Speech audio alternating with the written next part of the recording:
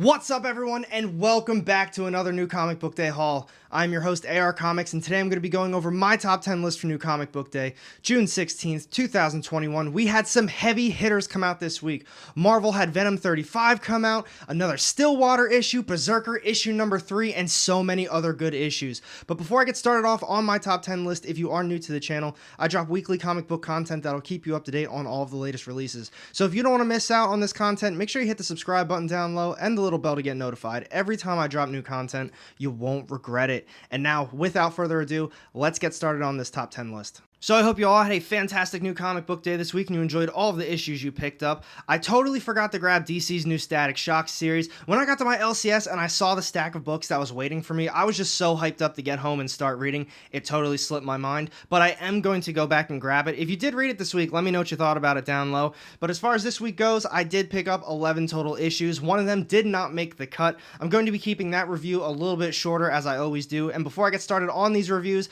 I'm going to try to keep this as spoiler-free as possible, but you guys already know sometimes spoilers do happen. I get excited talking about these books, so just be aware of that. So this first issue that did not make the cut, we have Boom Studios, Seven Secrets, issue number 9. This is cover A, and I feel like at this point, I'm just in a love-hate relationship with this series. There's a few that are really slow, and then we have one that just really pops off, and I'm like, yes, I'm back into this series. And in this one, it was just a little bit more slow again. The two sides, they're finally regrouping after what happened in the last issue, and it was just that pretty much the entire time. A lot of dialogue, just a lot of regrouping, not a lot of action, just main plot progression and story. So for those reasons, this issue did not make the cut. I think I'm only going to be giving this series just a few more issues before I finally decide to drop it. Let me know what you think about it down low, but for those reasons, this one did not make the cut, and now let's move on to the real top 10 list. Alright, so to kick this list off this week, we've got coming in at number 10, this is Images, Time Before Time, issue number 2, this is cover A, and honestly, I'm not really sure how I felt about this issue. I was telling everyone, you need to check out this new series from Image. I really liked the first one, maybe because it was just a new concept, it was a cool time-traveling idea, and I really liked that. The artwork I thought was very okay, but I looked past it for the story. This issue, I just expected so much more. I don't really remember what happened in the first one all that much, so I thought we were going to be getting some more backstory, maybe on the characters, the organization, why they do the things that they do, but instead they just jumped right into it, and I kind of forgot what was really going on. And then they didn't explain a whole lot of stuff either, like the two different sides. We have an organization from the future who's against the organization for what they're doing right now. I believe they were called the Syndicate, and I'm not saying it was bad, but I just expected a lot more backstory instead of them to just jump right into it. So for those reasons, I have Time Before Time, issue number 2, coming in at number 10. Next up on my list, we've got coming in at number 9 this week, this is Boom Studios, Berserker, issue number 3, this is the cover B foil variant, and the hype is dying down for this series to me. I really loved the first issue, I thought the second one was really cool too, and I'm not saying this third issue was bad, but at this point I'm reading the same thing over and over and over again. We're getting a little bit of backstory on Keanu Reeves' character, and all he's doing is just killing a bunch of people, and that's basically it. In this issue, it said in the solicitation that we were going to learn his origin. I don't think we really did learn his origin. We just learned basically his upbringing, why he is the way that he is, and basically that he's just a tool and a weapon for their tribe. I thought overall it was a pretty decent story. I just want more. This is the third issue. I believe it's only a 12-issue mini run, so I definitely have high hopes for it still. We can still have a lot of time for a lot more action, a lot more backstory, just a lot more things, but at this point, 3 issues deep, all it is just straight action with a little bit of backstory. I just want something a little bit more than just the blood and the gore and the fighting. So for those reasons, we have Berserker, issue number 3, coming in at number 9. And up next, we've got coming in at number 8 this week, this is Images, Stillwater, issue number 8, this is cover A, and I feel like I talk about this all the time with literally everyone. Where can this series really go? We all know what Chip Zdarsky's capable of. He's killing it on literally everything that he's writing right now. But Stillwater is limited to this little town. This issue, though, this really expanded what Chip Zdarsky is capable of with this series. So this one's completely different than the other ones that he's done so far. This one, they took a character from Stillwater, gave them the backstory of basically just this character, what she's been up to, what led her to Stillwater, and basically what she's doing right now for the city of Stillwater. I loved it. He can literally keep making issues just like this. Take a character, we don't even know who the character is, give him some backstory, show us what they were up to, what led them to Stillwater if they weren't originally from that town, and what made them stay there. I loved this issue. This revived the love that I lost for this series because some of it was getting a little, not boring, but I kept thinking to myself, and other people were putting it in my minds too, where can they really go with this? I have faith in Chip Zdarsky. This issue just confirmed that I will never give up on his series. So for those reasons, we have Stillwater issue number 8 coming in at number 8.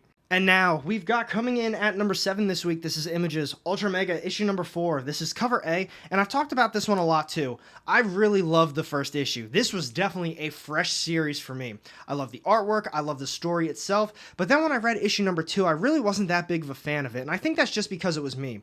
I was expecting more of a continuation off of issue number 1, instead of realizing it's now a story of its own, but then once I read issue number 3, I knew where the story was going, and I loved it again. This issue, it's still so fantastic, but if you're in it for a plot, heavy dialogue driven story, this is not the series for you. This relies on its artwork, and the artwork itself tells a story, and I love it.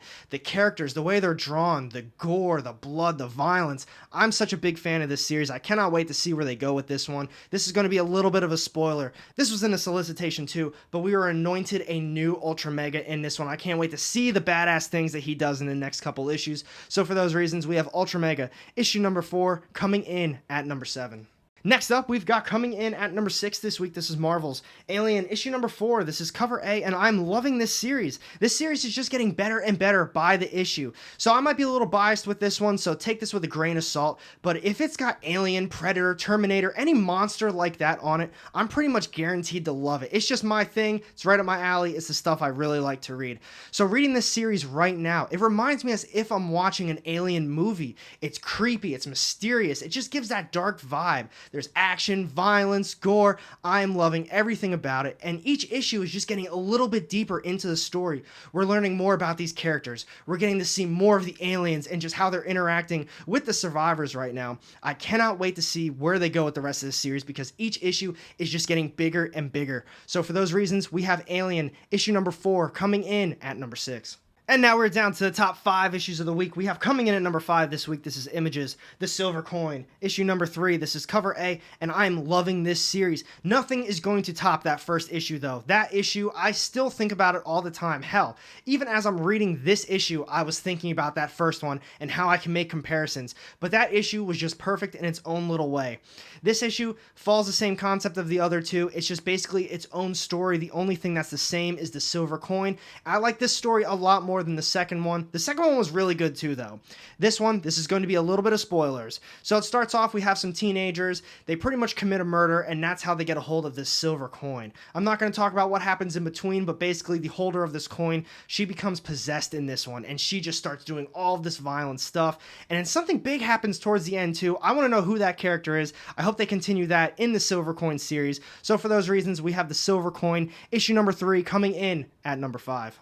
And next up on my list this week, we've got coming in at number 4, this is Marvel's Miles Morales Spider-Man, issue number 27, and the Clone Saga continues with this one. Saladin Ahmed is on fire with this series. I had to rep the Miles Morales shirt for this one as well. I had no idea that I truly could love a Clone Saga series this much. He is doing everything. We're seeing the action. We're just seeing the characters interact with each other, and honestly, I'm starting to feel bad for these clones as well. This issue picks up right where the last one left off. There was a ton of action. We get to see Miles basically interact with these clones the entire time. We get to see their backstory now. We get to see how they were created, their upbringing, and basically what led them to where they are right now. They talked with Miles, basically talking about what Miles did to basically screw them over. I'm not going to spoil what that is, but then the main clone, he is just not having any of it. He goes off on his own, and he is coming at Miles' family. This is a fantastic issue. Like I was saying, Saladin Ahmed is killing it with this series. He is bringing life into Miles Morales right now. That first appearance is selling for an insane amount of money, and this series is doing all the justice for it. We've got coming in at number 4, Miles Morales Spider-Man, issue number 27.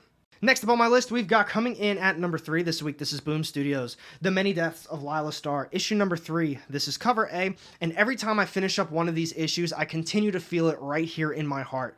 Ram V is not just telling a story, but I'm feeling this story. He's doing an incredible job making every one of these issues, getting his point across. Hell, even this issue, we had the narration from a cigarette butt. It was incredible. So this issue, just like the other two, pretty much the only thing that remains the same is Lila Starr, which is the god of death, and just the person that she's trying to kill. But man, this one, we got to see him, her again, and just the two different sides of the story from this cigarette butt. And every time we finish one of these issues, I just have this, and that was the moral of the story, and it just leaves me saying, wow, that was insane. I highly suggest checking out this series. It's one of the best ones from Boom Studios right now. Obviously, other than some of the top ongoing ones, this is only a mini-series, but Ram V is killing it. I can see why some people don't like this one, though. It definitely doesn't have that wow factor like Berserker and Something That's Killing the Children might have, but the story in this one is just phenomenal. So for those reasons, we have The Many Deaths of Lila Starr, issue number 3, coming in at number 3.